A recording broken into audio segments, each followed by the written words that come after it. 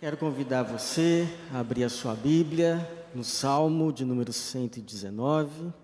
Chegamos agora ao versículo de número 41. Estamos aí em mais um trecho desse salmo, que é um acróstico. E esse trecho que vamos ler corresponde à letra Vav do alfabeto hebraico. Salmo 119, vamos ler a partir do versículo de número 41.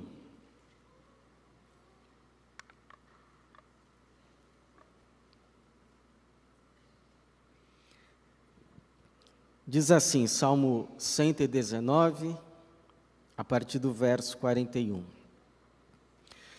Senhor, que teu amor e tua salvação também venham sobre mim, conforme tua palavra.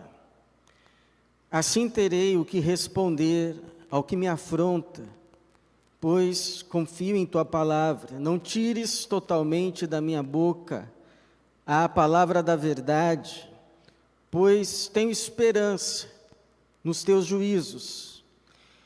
Assim obedecerei de contínuo à tua lei, para sempre e eternamente. Andarei em liberdade, pois tenho buscado os teus preceitos. Falarei dos teus testemunhos perante os reis e não me envergonharei. Eu me agradarei dos teus mandamentos que amo. Também levantarei as mãos para os teus mandamentos que amo e meditarei nos teus estatutos. Obrigado, Senhor, por mais esta manhã, que o Senhor nos reúne aqui como tua igreja. Obrigado pelos louvores que já foram entoados, pelas orações que já foram recebidas pelo Senhor. Pedimos que nessa hora o Senhor também se digne de nos ministrar a tua palavra por meio da ação e ministração do teu Espírito. Te agradecemos pela tua igreja aqui, que o Senhor tem sustentado até o dia de hoje. E pedimos que essa seja mais uma oportunidade para o Senhor a edificá-la, para a glória do teu santo nome, o nome de Jesus. Amém. O que tem saído da sua boca? Quais têm sido as palavras que têm habitado nos teus lábios? Você já deve ter visto naqueles desenhos, quando um personagem fala coisa feia, e no balãozinho, aquela fala é representada por caveirinha, por trovão, fogo. Estariam as nossas palavras, ou pelo menos algumas delas, em alguns momentos de estresse, de confrontação, sendo também representadas assim? Porque a Bíblia fala a respeito das nossas palavras. A Bíblia diz que as nossas palavras podem ser fora de hora. Por isso que Provérbios 25:11 afirma: como maçãs de ouro em salvas de prata, assim é a palavra dita na hora certa. Então tem gente que diz, não, o que vem na minha mente eu falo, está errado. Melhor é a palavra dita na hora certa. Tem hora para falar. Tem hora para calar. A Bíblia diz também que as nossas palavras podem ser frívolas, podem ser inúteis, podem ser sem propósito, podem ser vazias. Mas Jesus adverte de toda palavra frívola que os homens proferirem, hão de dar conta no dia do juízo. Então não há palavra nossa, seja ela qual for, a mais sem propósito possível, que não fique registrada. Por isso que Davi uma vez orou: Senhor, coloque um guarda na minha boca. A Bíblia também vai dizer que as nossas palavras podem ser torpes, inclusive a de crentes, porque se não fosse assim, Paulo não teria escrito às igrejas: não saia da vossa boca nenhuma palavra torpe, ou seja, palavra que causa destruição, mas só a que for boa para edificação, a fim de que transmita graça para os que a ouvem. Ou seja, em resumo, Jesus vai dizer que a nossa boca fala do que o nosso coração está cheio. As nossas palavras denunciam o conteúdo, aquilo que habita de fato no nosso coração. Mas a Bíblia não fala a respeito apenas das nossas palavras, ela fala também e principalmente da palavra de Deus. Você sabe que o Salmo 119 é um elogio, é um louvor à palavra de Deus, à palavra que sai da boca de Deus. Nesse trecho, o salmista vai dizer que confia na palavra de Deus, que espera na palavra do Senhor. Ele vai dizer que busca esta palavra, que o seu caminho será largo, porque ele procura observar os estatutos do Senhor. Ele vai dizer que aprendeu a amar a palavra do Senhor, que levantará as suas mãos a essa palavra como alguém que presta um juramento, alguém que reverencia, que sabe que diante da palavra do Senhor está diante de uma palavra de autoridade, a qual ele precisa e deve se submeter. Então a pergunta que fica, irmãos, é: qual é o efeito que a palavra de Deus tem ou deve ter nas nossas palavras? O que acontece quando a palavra que sai da boca do Senhor encontra lugar na fonte das nossas palavras, o nosso coração? O que acontece quando a palavra semeada pelo Espírito encontra lugar no teu espírito? E o que isso produz então, de novo, nas tuas palavras, nas minhas palavras, naquilo que sai das nossas bocas? Então, quando essa palavra de Deus faz morada em nós, vem a nós e é acolhida, as nossas palavras se tornam boas. As nossas palavras se tornam saudáveis. As nossas palavras se tornam apropriadas. Como uma frase que recebi esta semana: há muitas formas de falar. Será que você escolheu a melhor? O salmista começa fazendo um pedido ao Senhor. Versículo 41. Senhor, que teu amor e a tua salvação também venham sobre mim conforme a tua palavra.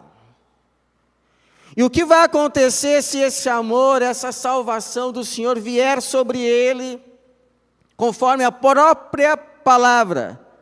Versículo de número 42. Assim, terei o que responder ao que me afronta, pois confio em tua palavra. Ou seja, ele poderia responder movido pela ira do seu coração. Ele poderia responder àqueles que o afrontavam de acordo com o impulso do seu momento, mas ele prefere pedir ao Senhor graça, a fim de que responda segundo a orientação da palavra. E ele pode ter se lembrado, por exemplo, do Salmo 37, 8, que diz assim: deixa a ira, abandona o furor, porque isso só te trará mal. Se acalme, entrega nas mãos daquele que sabe fazer justiça. Não vá responder mal com mais mal, vai fazer mal para você. Como diz Tiago, todo homem seja pronto para ouvir, tardio em se irar, tardio em falar. Porque nosso Deus também não é assim. Você já parou para pensar quantas ofensas diárias Deus recebe? E você já parou para pensar se Ele fosse responder a cada uma delas, conforme elas merecem? Se Ele se deixasse levar pela ira do seu coração? Mas Ele assim não faz. Jesus também, o apóstolo Pedro vai dizer a respeito de Jesus: engano algum foi achado na sua boca. Ao ser insultado, não retribuía o insulto. Isso aqui a gente deve se lembrar quando levar uma fechada no trânsito. Quando sofria, não ameaçava, mas entregava-se àquele que julga com justiça. Ah, pastor, mas nós não somos Jesus. Nós não somos Jesus, mas nós somos discípulos dele. Pelo menos dizemos que somos. E o que ele disse? Basta ao discípulo ser como seu mestre, e ao servo como ao seu senhor. Se chamaram Beelzebu ao pai de família, ou seja, ele, quanto mais aos seus domésticos. Então não pense que na sua caminhada com Jesus você só vai receber elogios. Se Jesus foi ofendido, porque nós que o seguimos não estamos também dispostos e preparados para isso? Ah, pastor, mas nós não somos Jesus. Nós não somos Jesus, mas temos o Espírito de Jesus habitando em nós, e esse Espírito produz as virtudes de Jesus em nós, para que Jesus apareça através de nós, inclusive por meio das nossas palavras. O apóstolo Paulo vai dizer que aquele que não tem o Espírito do Senhor não pertence ao Senhor. Eu fui assistir a um jogo de futebol do meu filho esses últimos dias e fiquei admirado com as palavras que saíam da boca dos torcedores.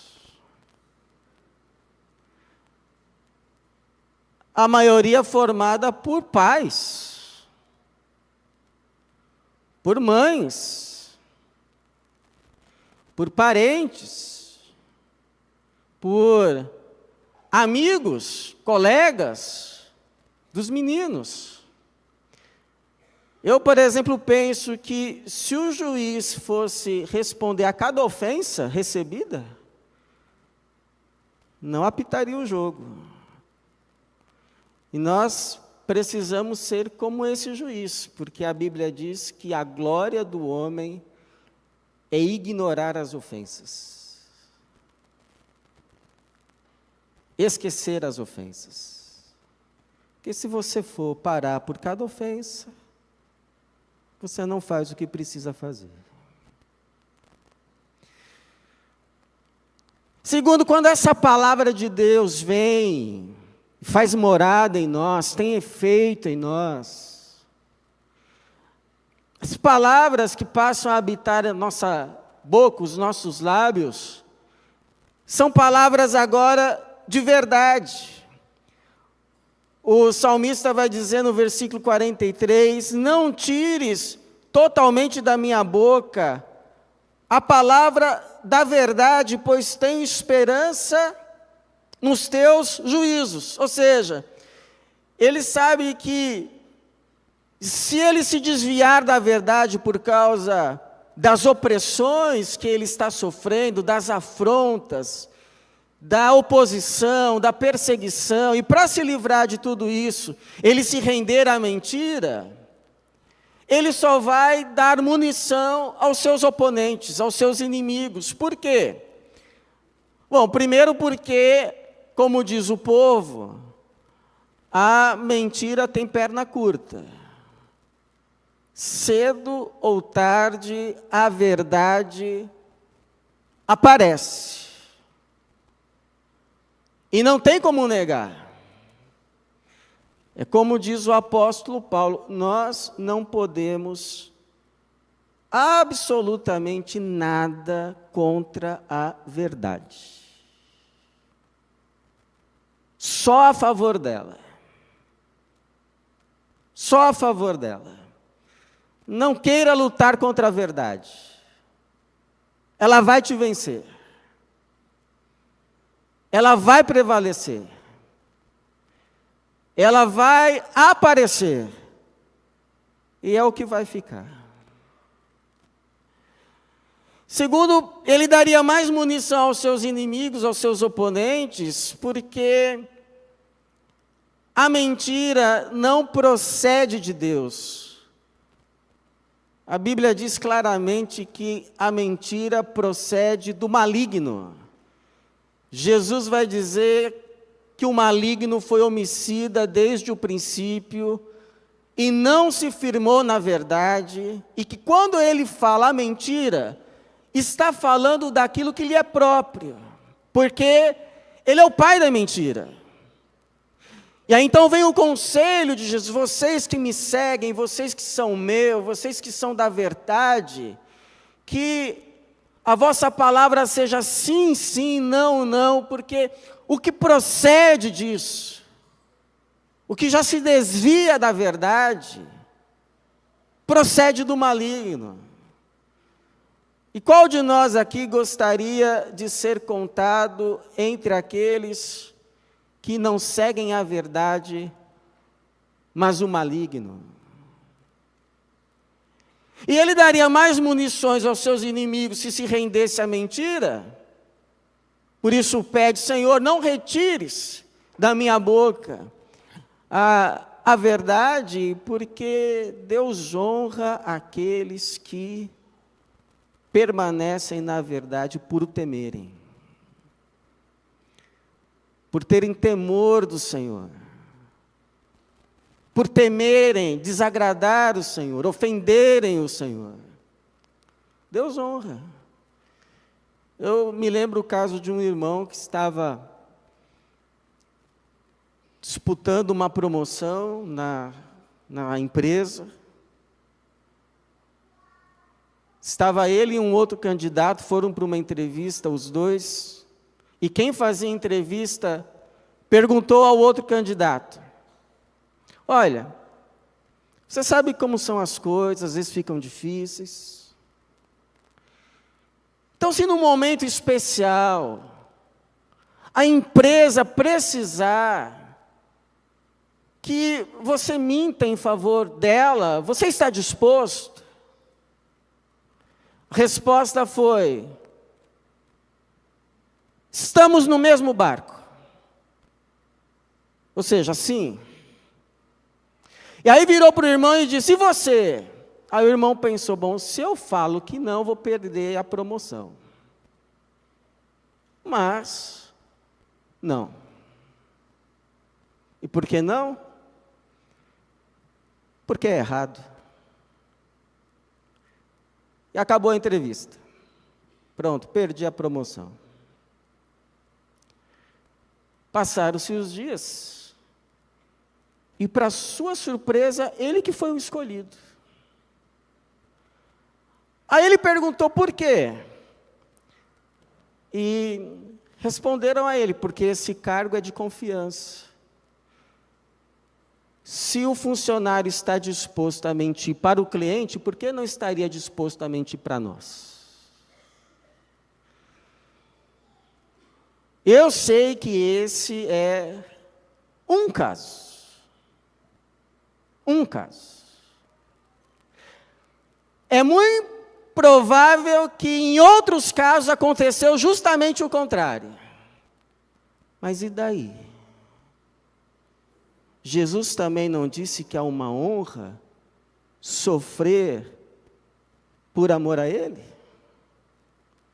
E que não foi assim que perseguiram os profetas que foram antes de nós?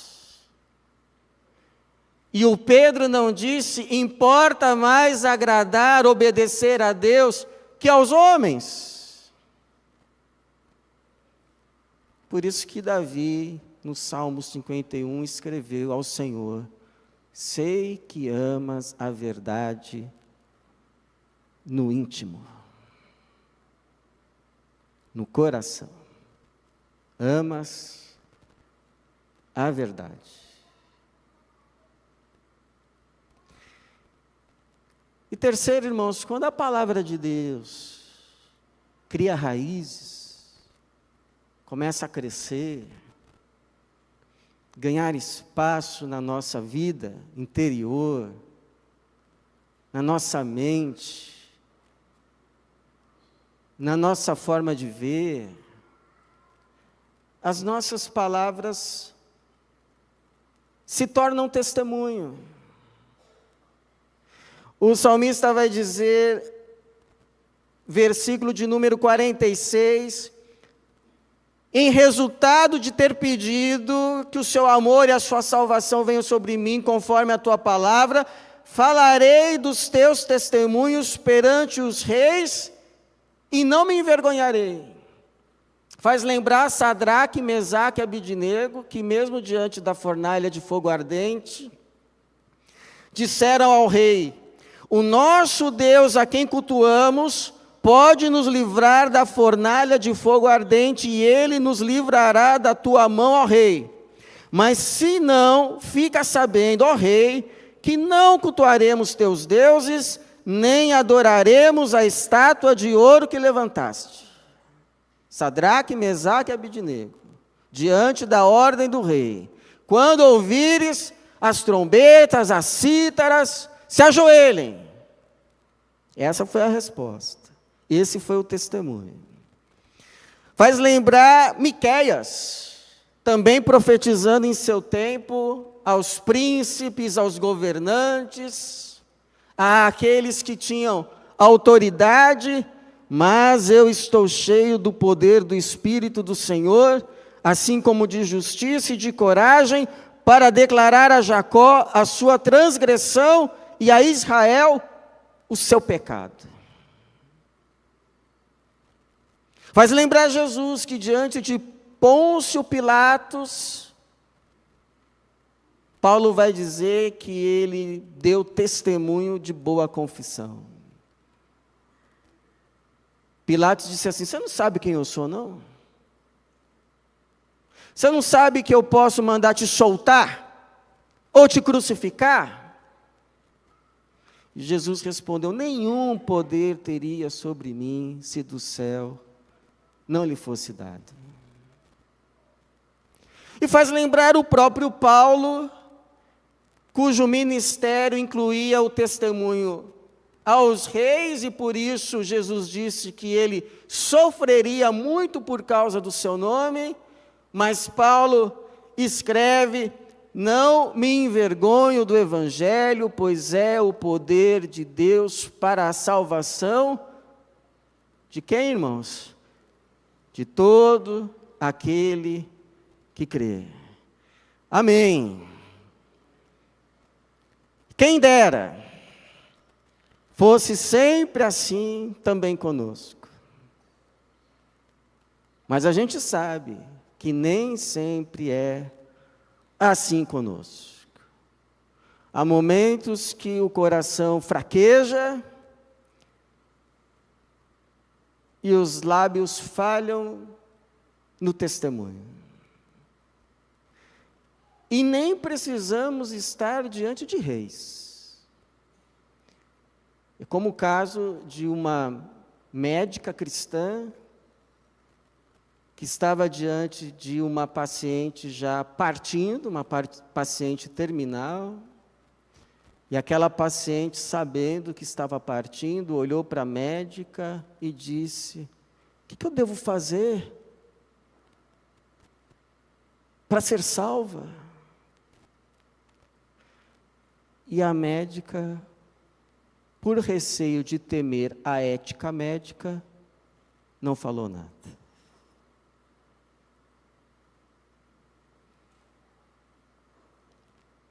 Depois se arrependeu, confessou o seu pecado numa reunião da igreja.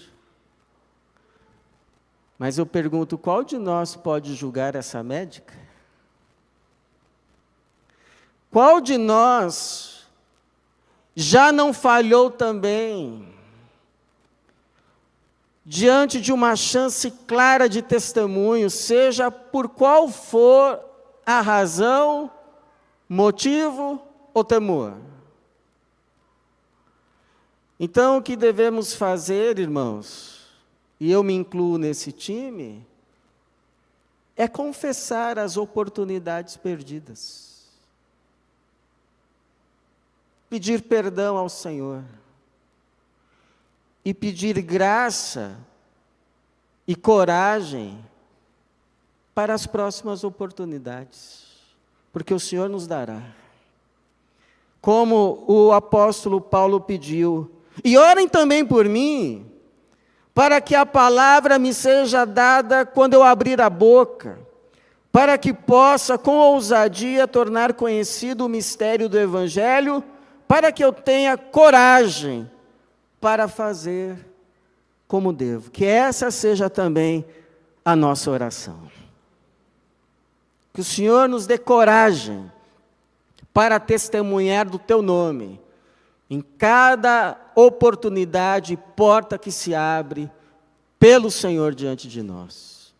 Para a paz do nosso coração, a alegria da nossa alma e para a glória do Seu nome.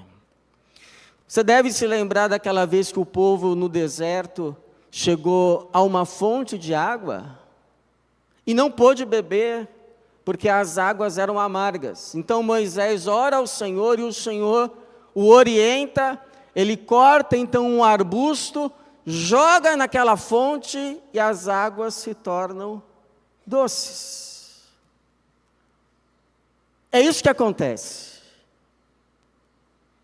quando a palavra de Deus é lançada sobre nós e encontra lugar nas nossas fontes de água. As nossas palavras deixam então de ser amargas e se tornam doces. Deixam de ser representadas por caveirinha, trovão, fogo. Passam a ser representadas por flores, corações e a cruz de Jesus Cristo. Deixam de produzir destruição e morte e passam a produzir vida, porque a palavra de Deus é vida que dá vida. Por isso a minha oração, irmãos, é que a palavra de Deus encontre lugar hoje no nosso coração.